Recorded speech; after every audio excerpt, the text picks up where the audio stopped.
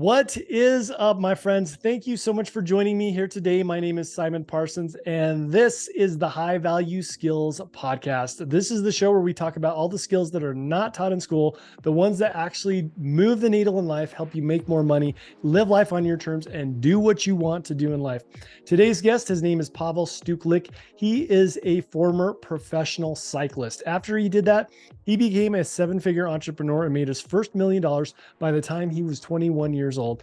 After that, he started to grow and scale businesses, including a partnership with Orange Theory Fitness. I'm sure you've heard of that name before.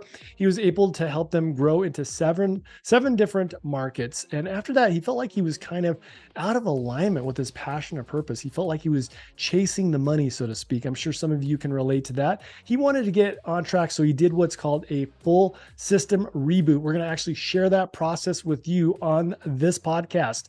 After that, he realized that he loved his passion for music and became a DJ and producer, and has combined that with his love for personal development. He's also a certified Wim Hof coach. I'm sure you know who Wim Hof is. They know him as the Iceman and the Wim Hof method.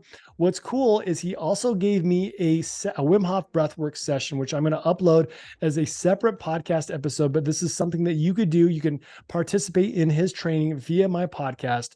Before we dive in, I would love it if you would pull out your phone and hit the subscribe button. Make sure to share this episode with somebody who can use this message, and make sure that you have a pen and a piece of paper so that we can go over the process of a full system reboot, so we can get you completely aligned, doing what you love in life and making money doing that. All right, my friends, let's dive in.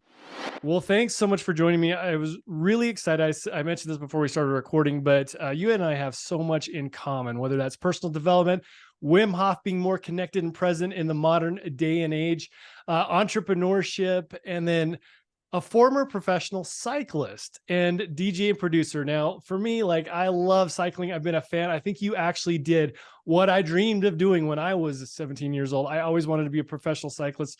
And here in the US, when I was growing up, that just was not a big thing. Nobody knew about it, but I was reading those cycling magazines in high school. And then later on, I became a DJ, probably not to the level that you have taken either of these two, but this is a really good fit, and I'm excited to hear more about you and your backstory. Now, I read in your bio that, like, you've kind of taken quite a few turns in your life. You probably had your highs and your lows, but it sounds like you're incredibly aligned right now. I would love to know more about, like, what created the badass entrepreneur that you are now. Yeah, it's interesting. It's been years of pain, struggling, and suffering and questioning, to be quite frank. And it's interesting because literally the highs and lows, it translates into the NOA AON, which is the name that came to me inside of a dark cave in Thailand. And when I spent 10 days with no food, I, for the first time, had this, clarity and peace.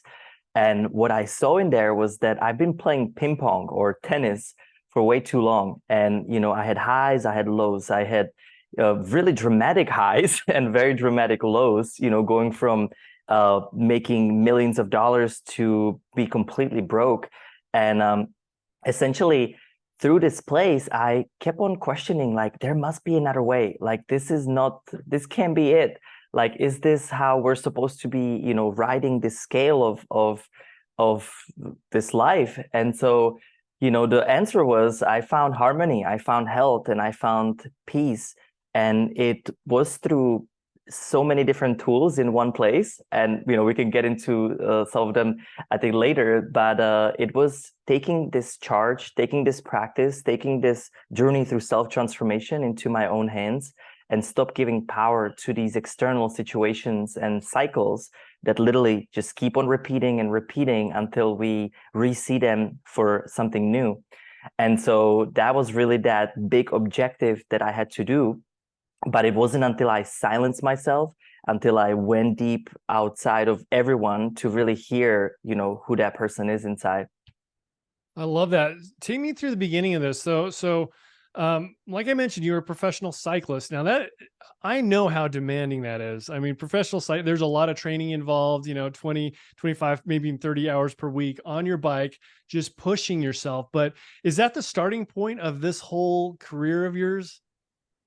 Yeah, so it's interesting. So my kind of like the spiritual sense of life and understanding actually came from my mother early on, when we grew up with shaman that was teaching us and training us as kids with my brother. And but it was, we put it on a back burner for many years. And when I was about 12 years old, I discovered the love for music and for DJing. And so I actually got into music like a little teaser, but I also had a love for cycling and sport. And so my whole life I've loved, challenges, and which I think is I've called enough of them into my life, and I had to, rethink that. But essentially, with when I start cycling, I really started about a year before I went to US as a foreign exchange student. And then when I was a foreign exchange student in Florida, I basically I like did not vibe with the school system. I mean, my whole life it was really difficult. So instead of that, I would skip schools and I would go for 4 or 5 hour bike rides until the school would be over. And that's kind of where I really fell in love with cycling. And I think it's the freedom, freedom of just going wherever you are, that little wind that just rushes through you. And mountains specifically, I love because it's like speaking to God. You're like on a mountain of your own growth, but it's like, where do you want to stop? Where does it feel comfortable or discomfortable? So it kind of mimics the whole life journey in a lot of ways. And it was it wasn't until about 16, 17 years old when I really took it extremely serious. And this is when I started racing for our Czech national team. Later on, I was on a series of different teams, but the most prominent, or the last one, was Marco Polo cycling team, which is it's a Chinese team, but based in Holland. And so what was amazing about this time, I've always loved traveling, and I basically took this opportunity to see the world. Now, when I was 17, my dad gave me a choice to either go to school and have life paid for, or do my little cycling thing and life is not going to be paid for. And so it literally created an entrepreneur inside of me, because I had to figure out how to pay for it. Because as you know, cycling can be very expensive, especially growing up without much funding. And so I found this niche between Alibaba and eBay, and I start buying and selling carbon frames that were $500 frames instead of 4,000, but same factory as any of the big brands would be. And this is before Alibaba what it is today. So nobody really trusted it, but they didn't have to. I just basically listed the frame or the carbon products on eBay, and then shipped it directly from China to the end consumer. And that was my first company.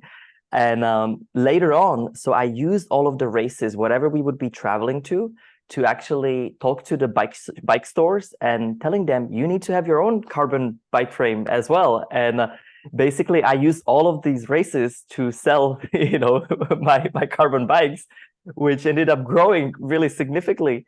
And but it completely took a toll on me. And so when I was 20, I completely blacked out in a Czech national race. And I woke up in the hospital, and I had chronic fatigue, Epstein-Barr. I mean, just whole sequence of issues completely down. And I was sick every 2 weeks. And so basically, with training, I would train a little bit, do a race, and then get sick. And it got so bad that I had to quit cycling. And that's when it crushed all my dreams. It was like I thought I'm gonna go Tour de France and do the things that I haven't done at that time. And so it was a kind of a first huge pivotal moment of shave off this identity of what I thought that I was.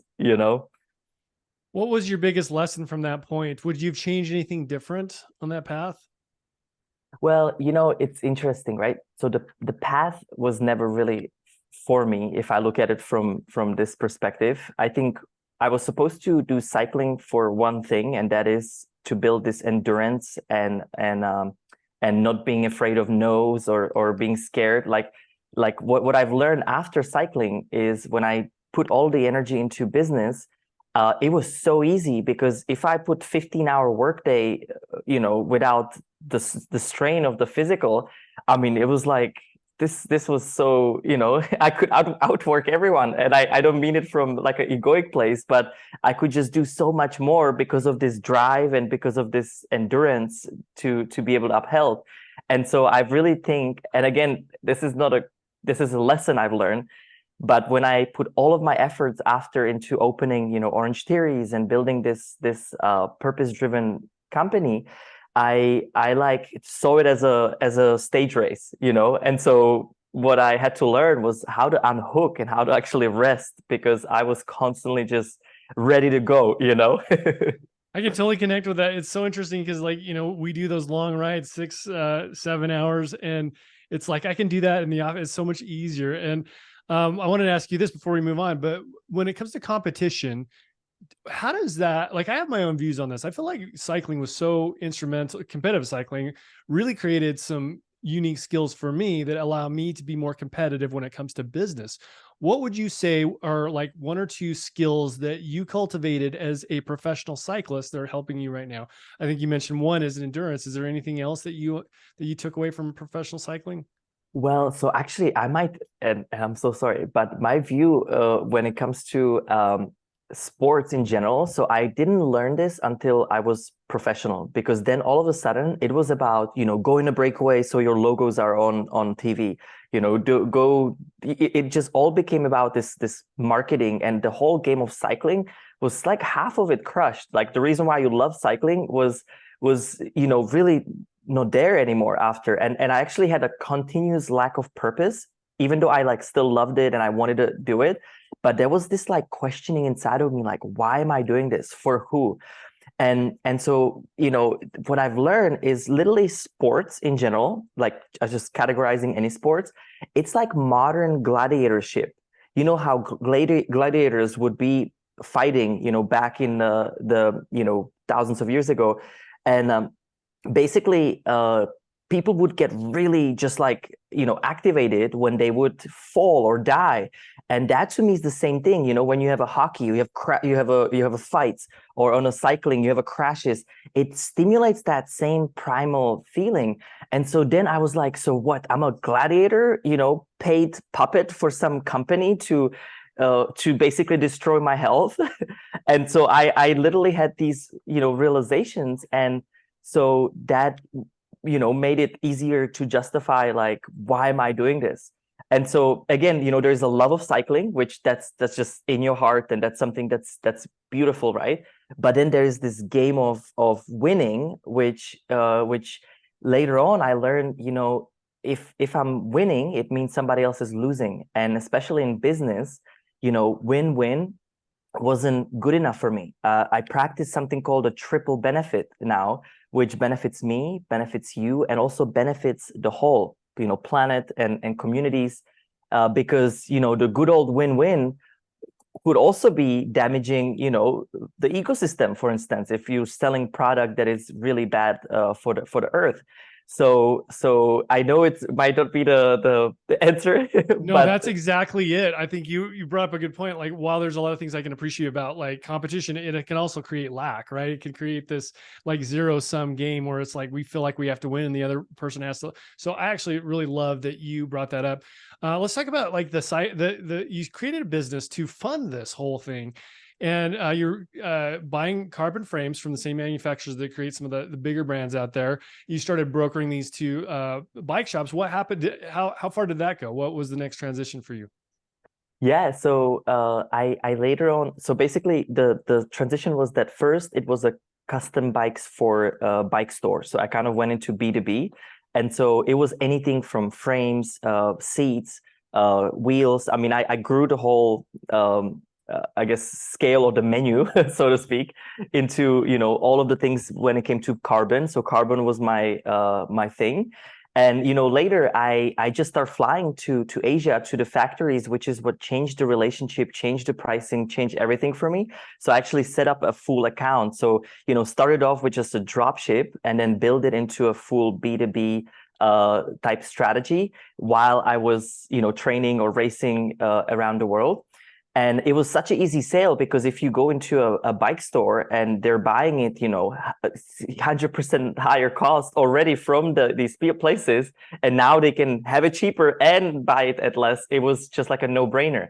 And so I didn't at that time have any sales, but some of the biggest stuff I did was for local car dealerships, where it would be, I don't know if you know, like Dodge or Audi, they have their own bikes. Sometimes they use it with their cars.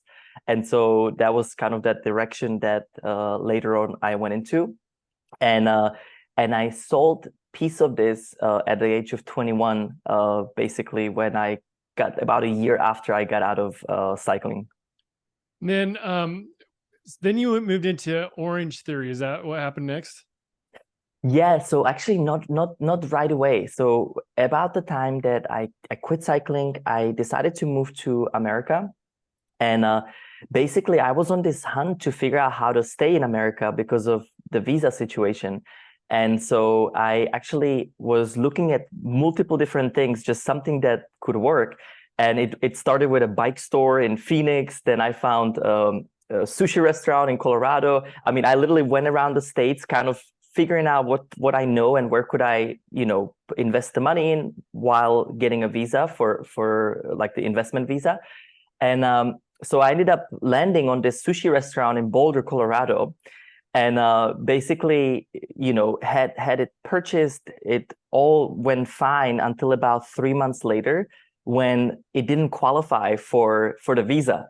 And so long story short, I basically had to short sell it, lost a bunch of time and money in this process, and ended up finding Tutti Frutti frozen yogurts in Hawaii. And so I went into Hawaii, I got the rights for Tutti Frutti. And again, very long story short, I got sick and tired of making people fat because it was against everything that I, was doing. But I had to figure out a way how to stay in the States. And so then it led me to just leave Hawaii, went into Florida, which I started my whole US journey in Florida, and basically went into Orange Theory and was amazed by the way they're training from the training side, but an amazed also by the amount of people coming in and out of the door in just that 1 hour that I was there. And so little by little, I got to know that they're a franchise. And I'm 22 years old at that time.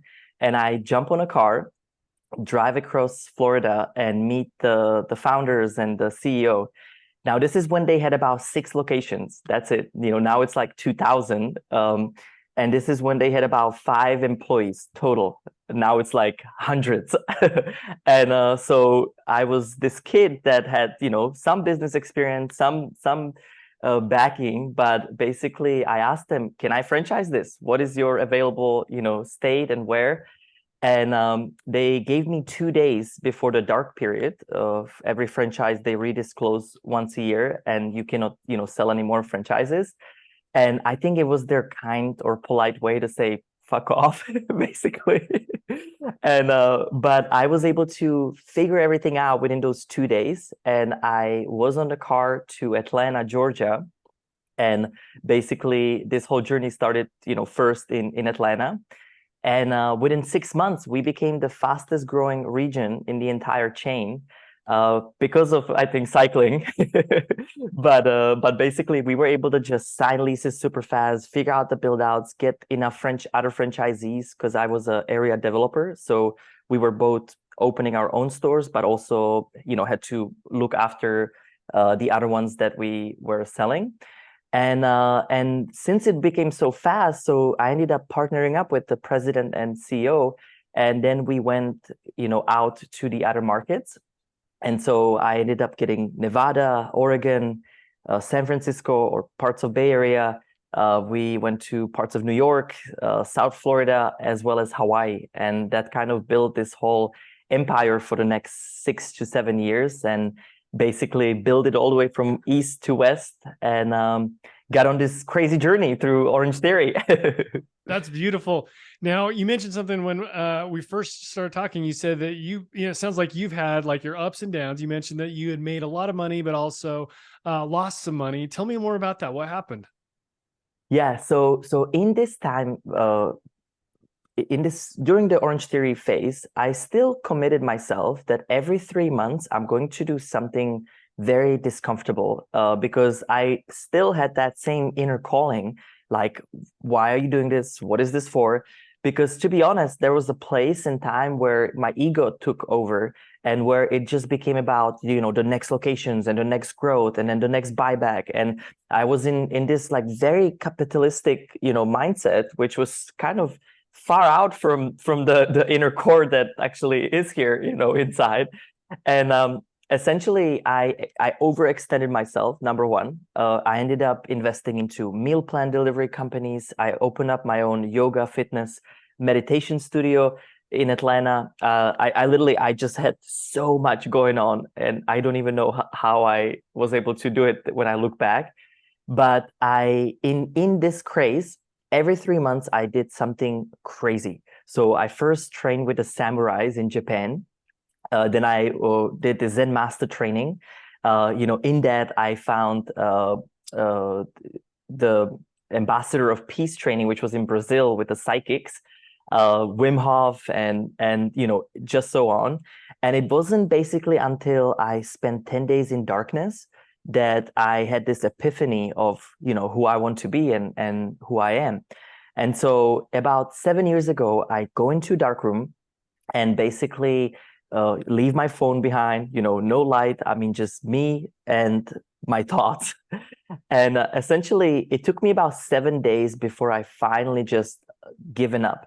And this is when I like surrendered. And also, this is when I just got this overwhelming peace and bliss. I mean, I think I was crying for like hours of just totally blissed out and, or nothing, just literally darkness.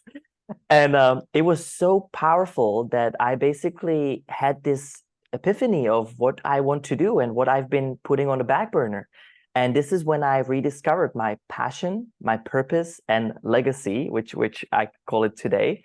And basically, number one thing was music. I've always loved music, but I literally put it on the back burner. Number two was, I've done by then so many different workshops, retreats, and teachings. I was like, how do I share this with others? Because I can't just keep it for myself. And that was the purpose. So that was starting lectures and starting, workshops, retreats. And then the legacy was, how do I integrate my businesses so they're purpose driven? They are here to do good in this world, but I don't have to have this nasty growth mindset. It can just happen, naturally as it unfolds. And so that's when NOA AON came about. So NOA means movement, AON is all or none, and it symbolizes duality, the duality, the left and right, the highs and lows that I was running in. But the whole purpose is to come back into harmony. And so the message for me there was, you got to come and find balance. So I walked out of the cave and I act on everything. I hire a producer, learn how to DJ. I literally start figuring out, how do I teach, local. This is when breathwork started for me. So I was like, how do I teach Wim Hof and these other things to my, actually in my studio. So the studio that I built, the yoga fitness meditation studio, was where it all started for me with teaching. And then I went on to this whole other side of things, from being this capitalistic mindset into like, why am I doing this? I don't care for money. I don't like money. Look what it had made me. And this is when I start losing the money. So Right, you what had like happened a in this? cognitive dissonance with it. That's so fascinating. Okay, sorry to interrupt. That's That was we're going into some cool stuff here. Well, and it's funny, right? So I go again, even though I'm looking for harmony and balance, I ironically go straight to, what I called the Noah. So think about Noah as the good guy, the guy that, does healthy food and or the voice that has a healthy interest. And then the Aeon was the dark side of me, the shadow, that drinks and that doesn't do the best choices in life. But what happened was I get out of there and I go straight to NOA, but totally ignore, my current life. And basically, it was a huge mistake, right? Because I had all of these pre-approved investments. I already had commitments, and I basically decided I just don't care. I start selling, things, out to private equities, and here you go, have it. But in this process, when I start selling it, even though they were very successful exits, I had pre-committed more than I could chew on when it comes to the investments. And I originally was counting with the cash flow from, all of these companies to cover it, and it would have been fine.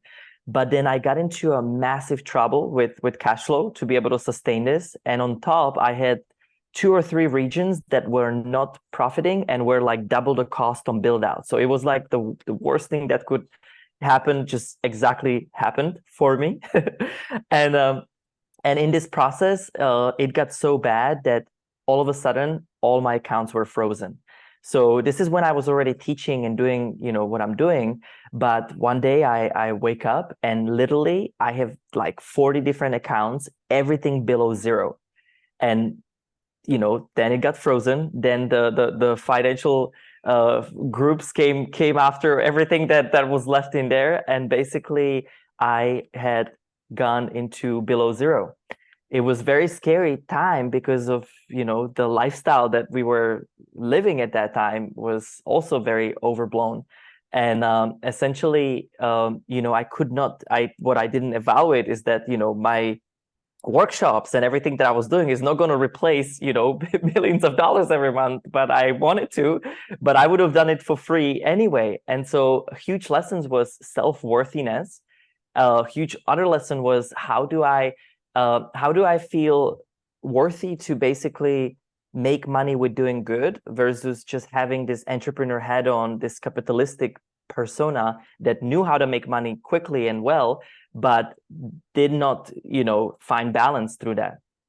And so it was about, 2 to 3 years of hell during which, I got divorced. I lost, business partnerships. I hurt a lot of people. I also got into a lot of alcohols and drinking and drugs with being a DJ and being in that, sphere. And I went into a degenerative spiral that even though I was still teaching and doing my purpose, it was absolutely, not working for me. And it really wasn't until about right before COVID when I got this opportunity to basically, make this back. And this is something that I'm not proud of, just to put it out there. But right before COVID happened, I had very little, left, and I essentially had this one opportunity. And what I told to our team was like, in times like this, it's a vortex of opportunity and also vortex that can do the opposite. And knowing how to franchise, the biggest need at that time was testing, COVID testing. And basically, we had to cancel 40 events in the first 3 months of COVID. And that was the last little thing that I had left. So I would have gone completely bankrupt. And what happened is we used our few Orange Theories that we had left, and we converted them first into COVID testing sites for people that could not clear. Then we started a drive-through clinics, and then we built it into a corporate world and an event space. And so our whole intent was, how do we bring events back as quickly as possible? And obviously at that time, it was the testing that was verifying. So we built technology, we built test, we within months were completely brought up into the medical industry, how it works and what it works.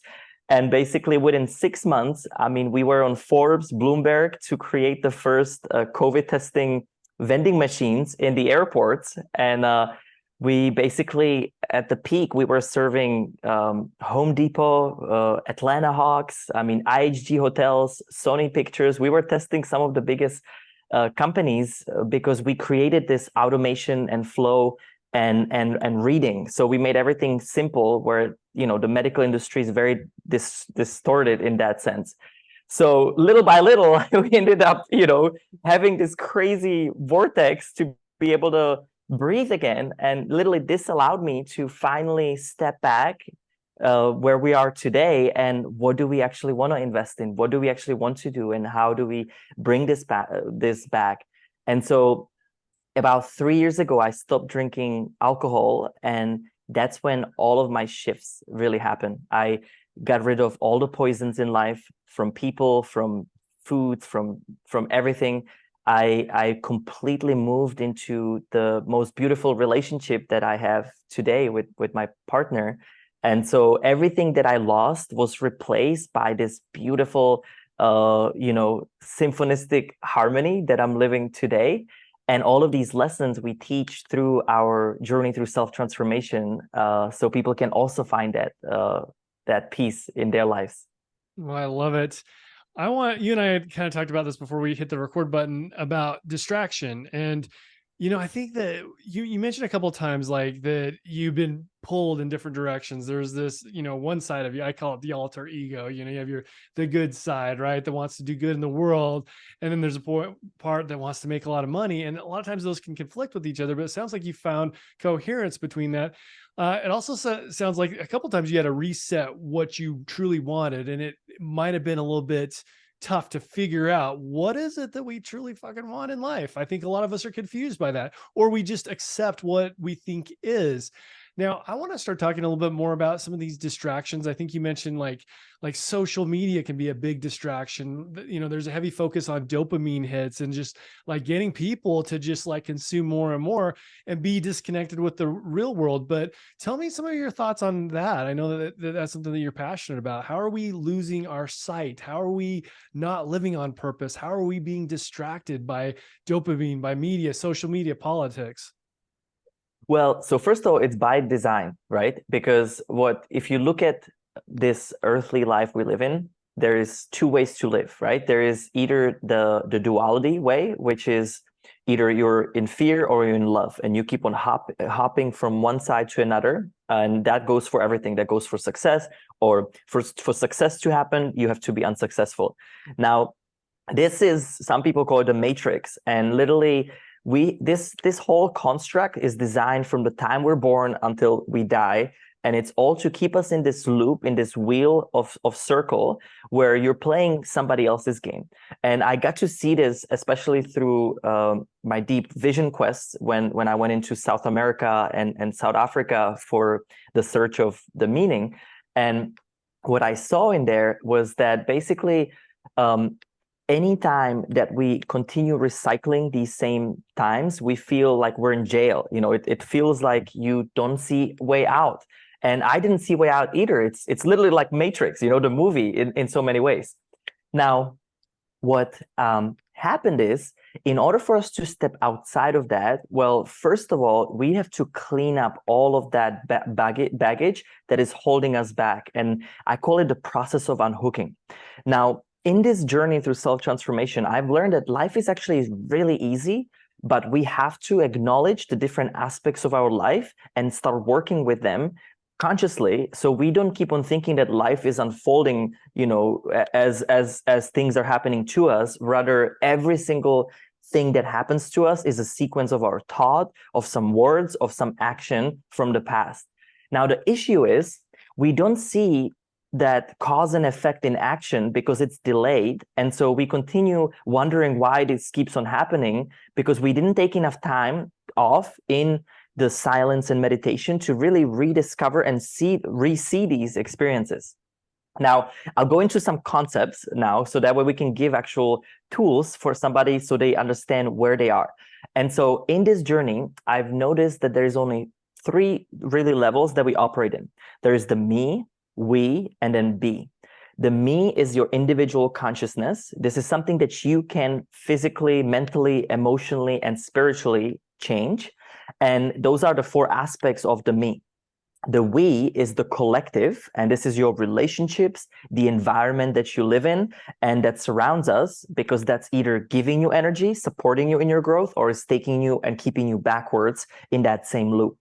Now, then there is the B, which is the supra consciousness, which is the universal laws, as well as, if we know that this universe was created 13.5 billion years ago, how did we get here? It's kind of like the microcosm and macrocosm, or it could be translated into microcycles or macrocycles. Macrocycles would be a massive evolution and shifts, on the whole solar system, versus the microcosm would be in your everyday life. What are the choices, the consequences? What are your eating habits? What are the relationships that you are, choosing to be in? And then, you have to re-see this. Now, in this journey, I've noticed that I first had to heal my physical body. And so until I healed and retuned this instrument, I continued to feel iffy. I had depression, anxiety. I didn't sleep well. And that is not going to help you in any way, right? To be able to live your fullest. So for me, it started healing the body, which I found through biohacking and to really personalize health specifically. Because, any trends, any diets, nothing is going to work specifically for you until you figure out what is this chemistry inside of you. And then it was the mind. So I used to think I'm not worthy of, I won't. And I had all of these freaking thoughts that had nothing to do with anything I wanted to think. And I'm like, where is this coming from? So I had to view the body as the hardware, view the mind as the software. And just like when we are connecting our computer or iPhone to the internet, we have to connect to the inner net. So there's internet and internet. Now, it's just an analogy because computers are extension of us. And I had to rewrite these thoughts I had about myself and about another until I stopped thinking these and start thinking the ones that I want. So that was the mind-body, connection. When I'm talking about mind, I'm talking about the egoic self. There's nothing wrong with ego. It's the survival mind that is an amazing tool to use for planning, for creation, for, writing out scripts or titles, right? It's a great resource to have. Now, I had to then look into my emotions. And I want you to think about emotions as apps on your phone. So if you have certain apps that work for you that you use, right, you continue opening them, using them, and working with them. If you have a certain apps that don't work for you, they're just holding space for no reason. And so what do we do when we don't use an app? We hold the app and we exit out of it. That's the sequence of emotions that are making our life feel real. Now, if we feel jealousy, pain, fear, anxieties all the time, well, this is going to be very toxic for your mind, for your body, and your life. Guess what? It's going to feel exactly how you're feeling. So I had to look back into my traumas. I had to look back into the relationships that I've hurt. I had to go back into all of these moments to basically uplift that, to reharmonize that. And some of them, apologize to these people and really, go into that subconscious mind where we're storing all of this clutter. This is when my creativity went off the roof because I was not holding this poison inside of myself anymore. So I deleted those apps. And then there was the spirit. And I've learned this from the psychics in Brazil, that we have 5 physical senses, 4 spiritual senses.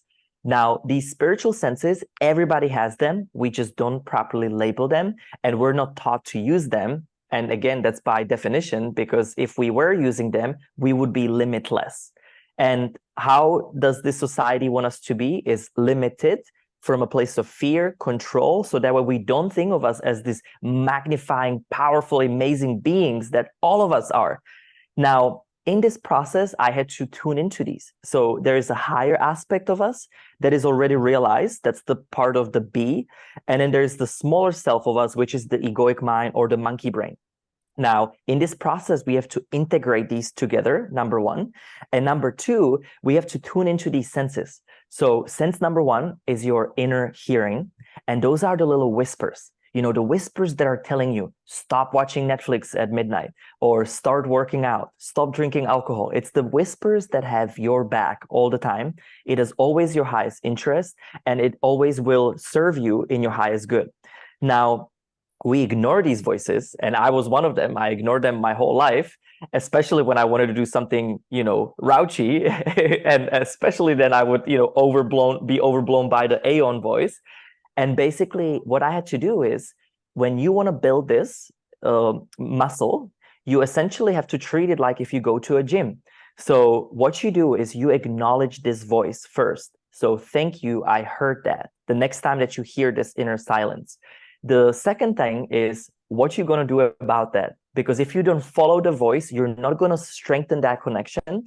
And the voice, so for me now, that voice is so loud, it's equally as loud as my monkey brain, which I never was a believer of this. But because I start tuning into this, now you're getting limitless amount of information instead of limited from what you've learned in the past, projecting into the future, which is just the egoic self, right? So then there is this this inner seeing, and the inner seeing is your visions, my visionaries of this world, or also lucid dreaming. Some people can interpret their dreams, and some people just get direct downloads where it looks like you're in a movie theater when you can just see things, you know, happening in front of you. And this is when you see something, thank you, I saw that, what you gonna do about that? And the easiest way to explain this, if you're an entrepreneur and you have an idea that 6 months from now or a year from now, you are pulling from this limitless source. It's giving you that idea, which, by the way, any game changer, any inventor in this world, it's all coming from somewhere else. It did not come from this limited mind. And so that's your inner seeing. Then you've got your inner feeling, which comes from your solar plexus and it extends into your hands. A lot of Reiki practitioners, they are really well aware of this, or people that are empaths, it's another term for it. And this is when you feel something is not right. This is when you feel that it wasn't a good choice. You feel something weird about this person and you can't necessarily explain it, but it's just in your body. And so when you go into a room and in the room was a fight, you know, something doesn't feel right. And so when you feel this, thank you, I felt that. What you're going to do about that. And the fourth one is your inner knowing or your intuition. This one can be the hardest one to discern at the beginning, unless you've done a lot of practice already. But this is when you knew that that person was cheating on you. You knew that you shouldn't have gone to the party. You knew that this was the right decision. And the way you discern this is very simple, but yet can be very hard. When you think, you don't know. When you know, you don't think.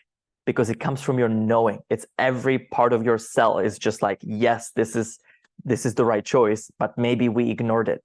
So this completes the me part, the body, mind, emotions, and it is the individual consciousness that I had to face, look into, and basically re-see and recalibrate, so that way this person that is here today can work for me, not against me.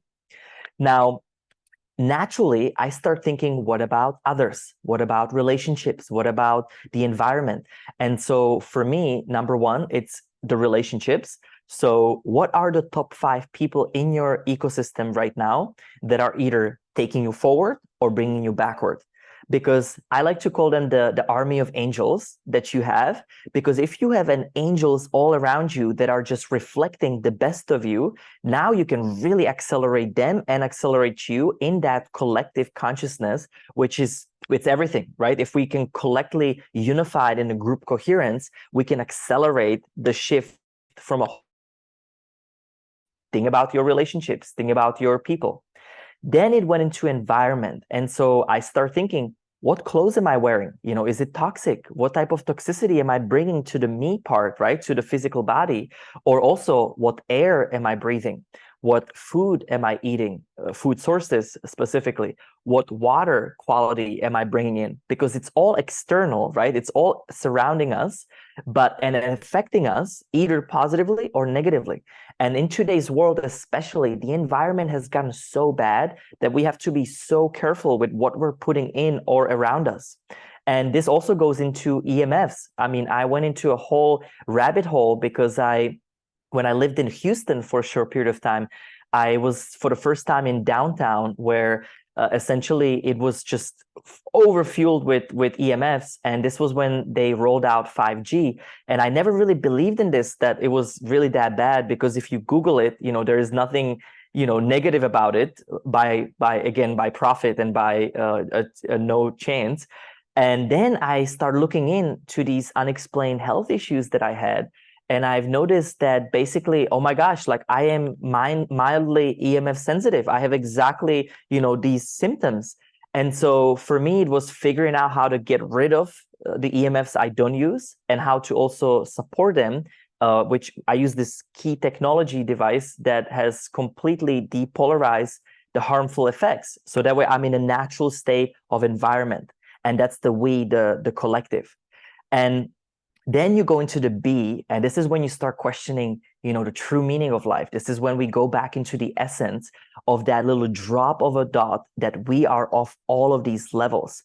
And so what I did, I faced each and every part that I could affect, and I used this simple 4 steps of this journey.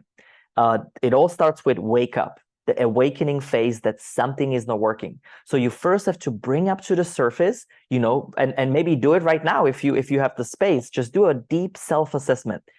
Where are you today when it comes to your physical health? On the me part. Is your body healthy? Do you sleep well? Is your, what's your nutrition like? What is your energy level after you eat lunch? Because a lot of people want to go to sleep after, and that is not meant to be this way. We're supposed to go up, not down. And so just do an assessment between the numbers 0 and 10. 10 is you're freaking awesome. 0, you're not awesome at all. And essentially just use the same method. And I do this every week, where I, put a number for my physical body. Then what is your mental health like, your mental body?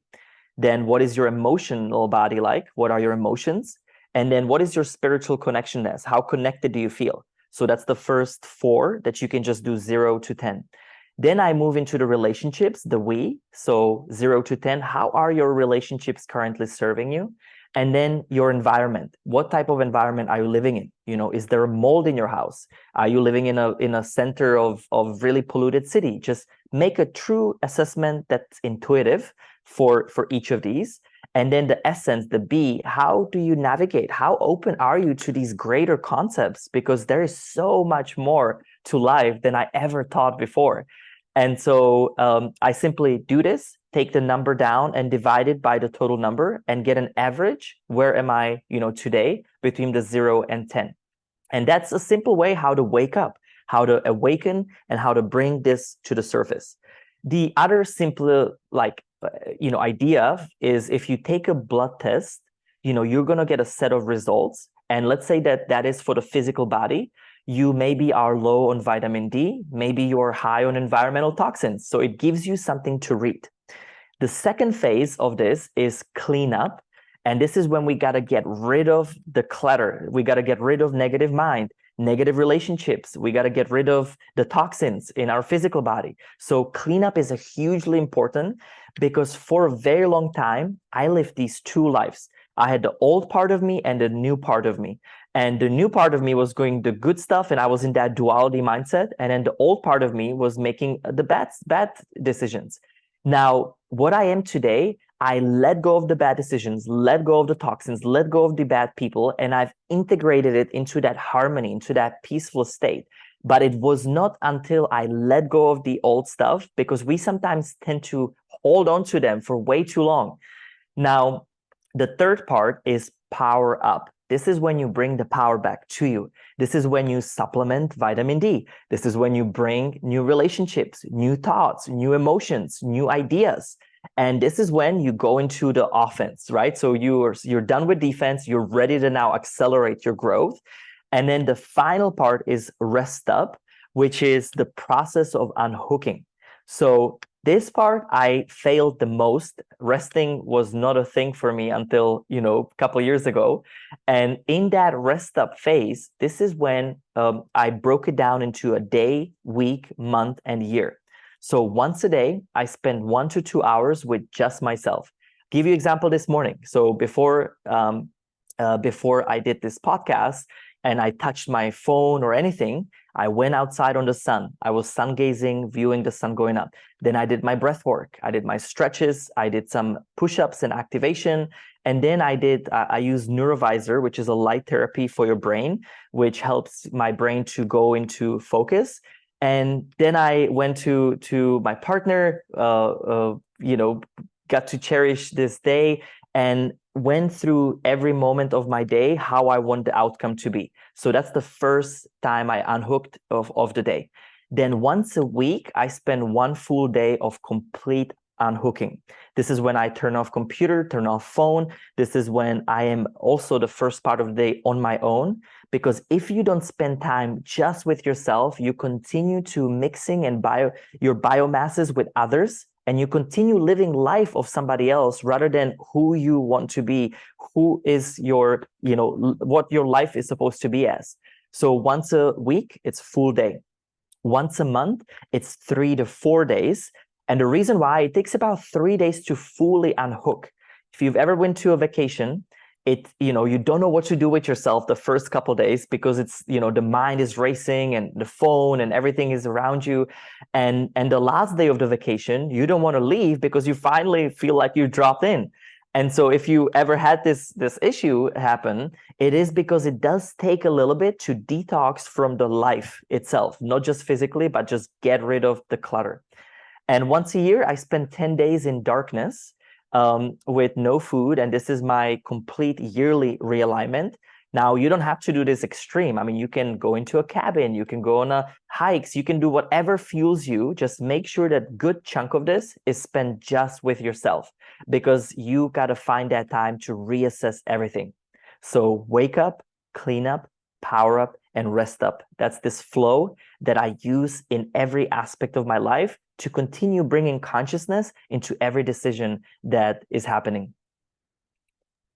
Wow, this is beautiful. I love it. Like, I think we're going to detach some people from the Matrix. The funny thing is the very last episode that I recorded was about the Matrix and the parallels for life. So I love that you brought that up, but there's so much here.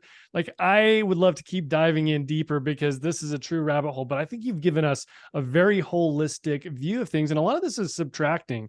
A lot of this is taking away the stuff that doesn't serve you. And I just want to share with my audience that if you do this work, if you take this podcast to heart and do some of these action items and assess where you're at, your life will start to unfold in a very beautiful way. I mean, this has been one of the most value-packed episodes that I can think of, Pavel. So I appreciate you taking this time and just going so deep with me. I want to know what's next with, I'm sure there's going to be people in my audience that have never heard of you before, but want to know more, want to go a little bit deeper, want to implement some of these practices. Tell me what you've got going on and where my audience can find more of you. Yeah, so basically how we bring this about is through 3 different ways. So the number one is on our digital side of things. We have courses, on-demand library, and a lot of different live experiences that people can tune in from anywhere around the world. And by the way, with this recording, we'll offer a free on-demand library. So you can actually browse through these recordings that we've created to basically face your life, face your issues, see where you are. And we use the power of breath, sound, frequencies, meditation in a very systematic way, where it actually can help your brain to turn off and you can move into this vortex of the subconscious mind to make a quick impact. And you don't have to do this forever. That's the most beautiful part, is we're doing things that are simple, effective, and fast.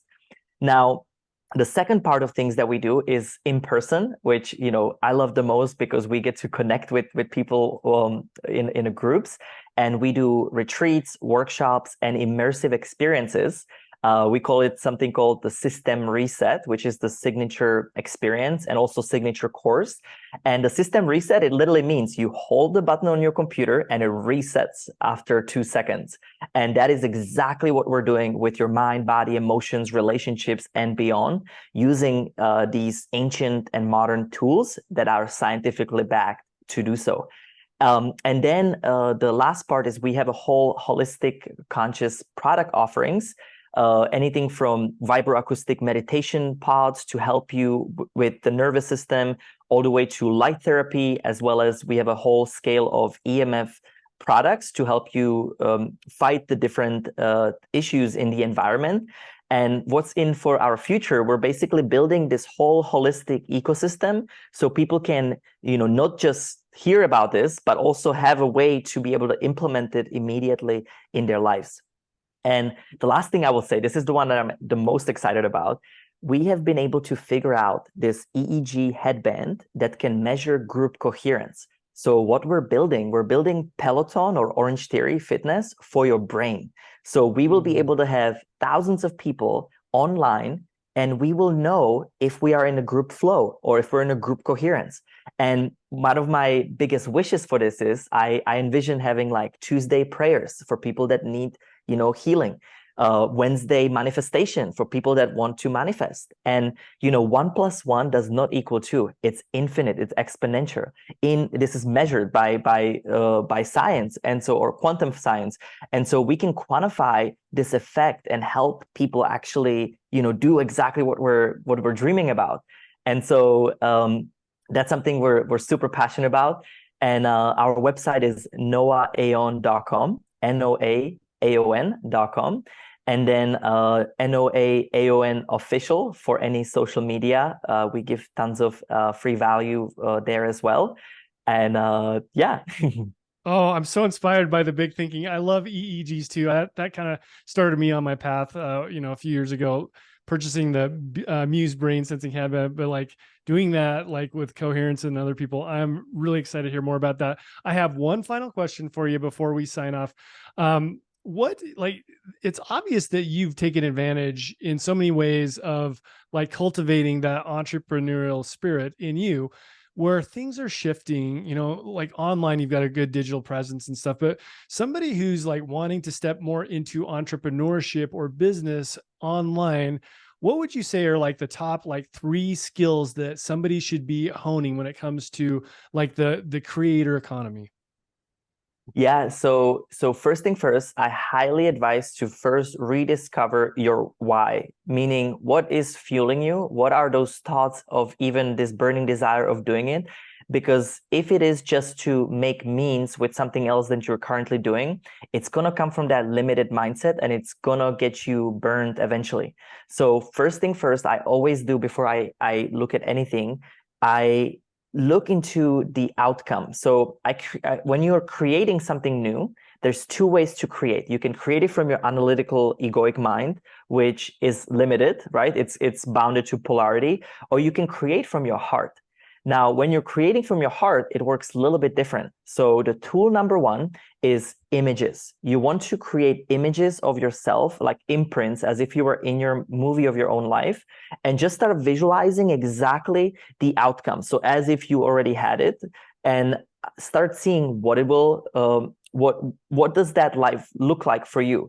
Make every possible detail in that sense, so that way you can see your relationships, how is that impacting your even your bank account. You just look at everything that matters to you.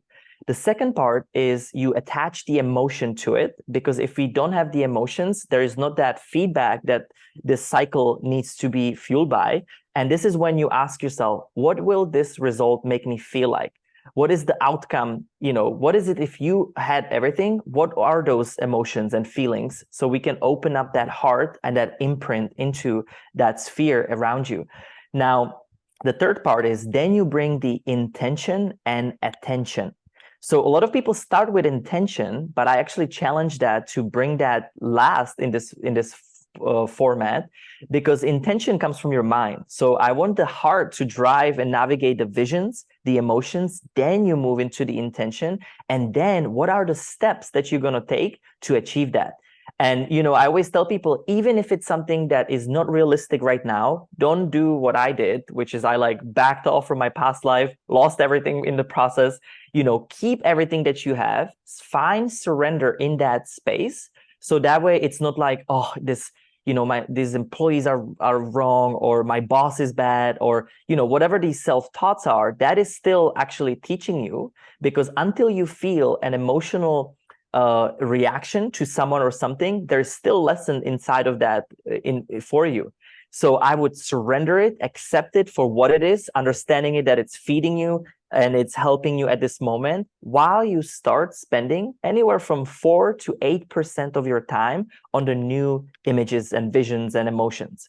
Now, in this, obviously, action is everything. So you can't just think of this and thinking that it will manifest. We are living on a 3D experience, and it's fun, right? Because we get to do whatever we choose to do. But it starts with those thoughts, then you make up the action. And 4% is an hour a day, 8% is 2 hours a day of your time. So even if it's just 1 hour per day, I mean, that's 360 hours per year, which will quantify into this tipping point for you to realize this next goal.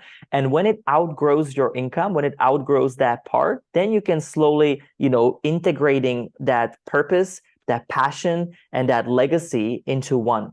And that's how it happened for me. All of a sudden it outgrew, all of a sudden it started working, all of a sudden I was aligning. I let go of my past businesses, anything that didn't make sense, all of the past relationships. And now all I'm attracting is literally amazing people and amazing partnerships. But I had to resonate at a certain frequency, and I had to let go of that old frequency in order for me to do that. And that is process, and that's the journey through self-transformation. Oh, I love that. Thank you so much. I mean, our mindset is only one part of it. It's our feeling, it's our vision. Oh, I love how you broke that down. Pavel, I just want to say thank you so much for spending this time with me. And I'm so excited to see where this takes you and where this takes others. So you've got a new fan inside of me. Thank you. Thank you so much, and everybody as well for tuning in.